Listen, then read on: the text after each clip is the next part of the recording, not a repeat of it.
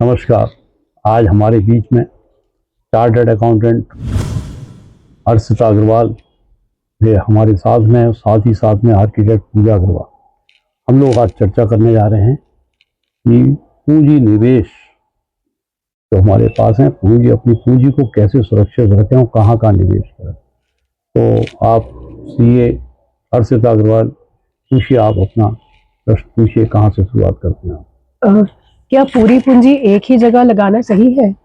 Naturally नहीं। हम अपनी पूंजी एक ही जगह लगा के बहुत बड़ा जोखिम ले लेते।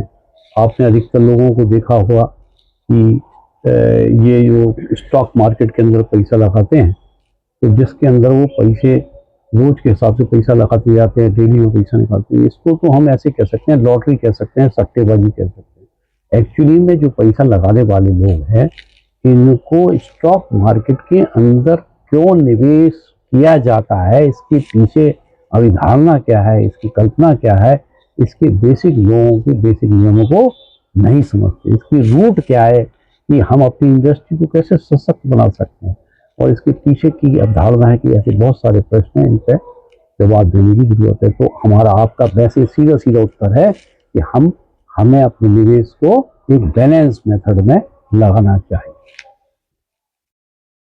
कुल पूंजी को किन हिस्सों में बांटना चाहिए? ये बहुत ही आपने इंटरेस्टिंग और बहुत समझदारी वाला प्रश्न किया है। हमें अपने पूंजी को मुख्य रूप से 3 हिस्सों में बांटना चाहिए। पहला है कि अपनी स्वयं की सुरक्षा और अपना स्वयं का व्यापार, हम इसको 40% का हिस्सा देते हैं। दूसरा, प्रॉपर्टी के अंदर निवेश 40% इसमें लगाना चाहिए, और 20% हमें रखना चाहिए कैश तरलता में, दुख तकलीफ के अंदर हमारे साथ हो जाता है। अब हमने इसको बहुत सरल ढंग से समझाया, 40-40-20 का हमने एक फैक्टर बनाया। अब जो हमने पहले 40 बनाया अपनी सुरक्षा के लिए, अपनी इंडस्ट्री के लिए, स्वयं की इंडस्ट्री में, इसके हम 2 पार्ट फिर से कर सकते हैं। 20% मेटल के रूप में, गोल्ड के रूप में, जो हमारी लेडीज है, हमारे परिवार में इतना सोना रखते हैं, तो वो सोना 20% के लगभग रखना ही रखना चाहिए।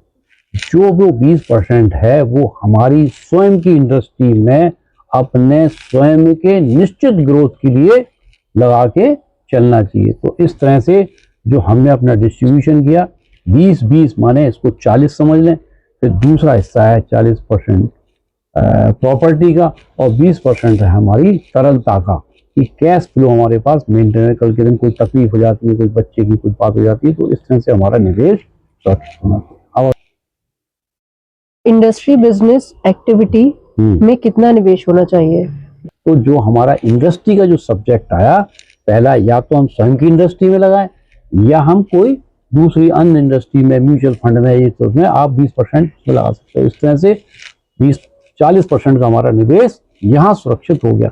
मतलब 20% हमारा मेटल के अंदर, गोल्ड मेटल के अंदर हो गया।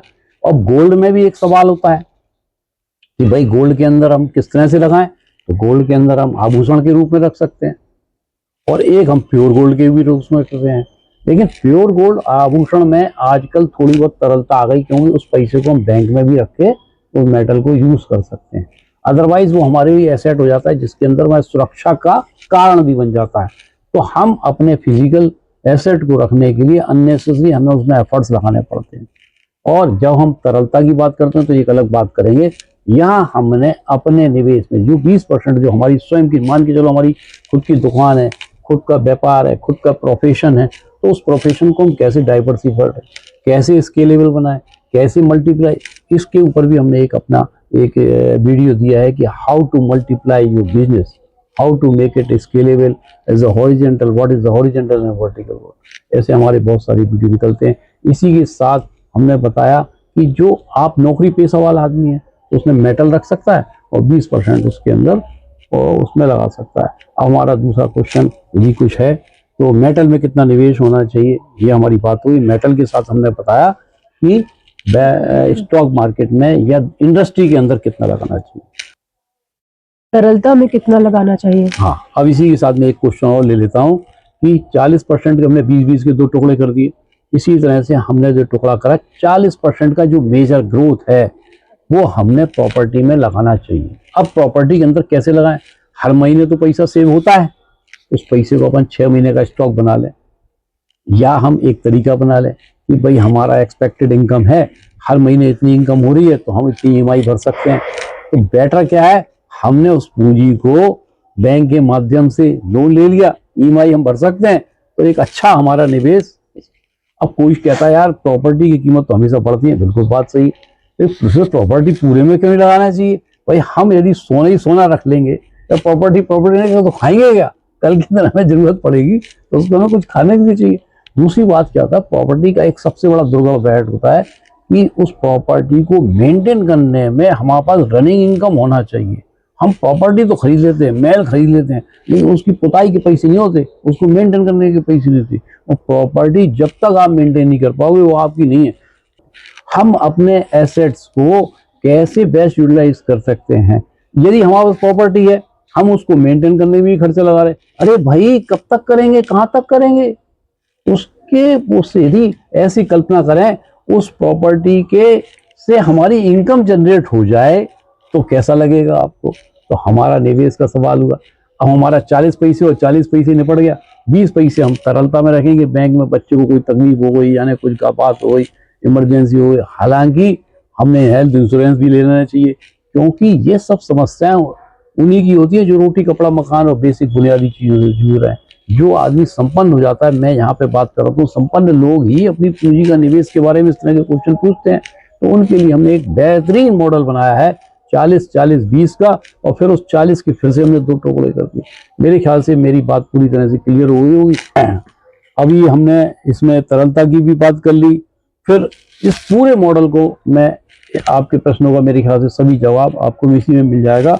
इस पूरे मॉडल को हम यदि ऐसे समझ में चलें कि संकट में तो मेटल है हमारे साथ, और सुरक्षा में है तरलता, और स्थिरता में है प्रॉपर्टी, और तरक्की में है इंडस्ट्री, तो हम इसको मेंटेन रखेंगे, अपने जीवन को संतुलित रखेंगे, आप देखेंगे कि सबसे बड़ा जीवन का आनंद आपको मिलता रहेगा।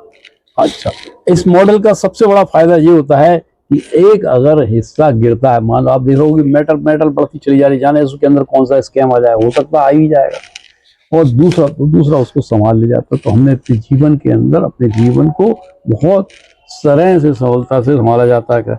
सारा एक पैसा एक जगह लगाना बहुत ही जोखिम। संतुलित बनना ही असली समझदारी। आपने देखा होगा कि लोगों के पास पैसा बहुत सीमित था, उन्होंने किसी के साथ पार्टनरशिप कर ली और मालूम पड़ा कि वो धोखा दे के भाग गया। तो हमें अपने जीवन को बहुत संतुलित ढंग से जीने की व्यवस्था है। यदि ये एक समझदारी है, आप यदि अपने इन्वेस्टमेंट को बहुत ढंग से यदि समझदारी से निवेश करेंगे तो आप जीवन में बहुत सफल होंगे। यदि किसी को इन्वेस्टमेंट के ऊपर, अपनी प्रॉपर्टी के ऊपर, रियल एस्टेट के अंदर कैसे अपने प्रॉपर्टी को हम मल्टीप्लाई करें, कैसे अपने बिजनेस को मल्टीप्लाई करें, अपने जीवन को कैसे स्थिर बनाएं, कैसे सुधरें, तो वो हमसे संपर्क कर सकता है। बहुत बहुत धन्यवाद।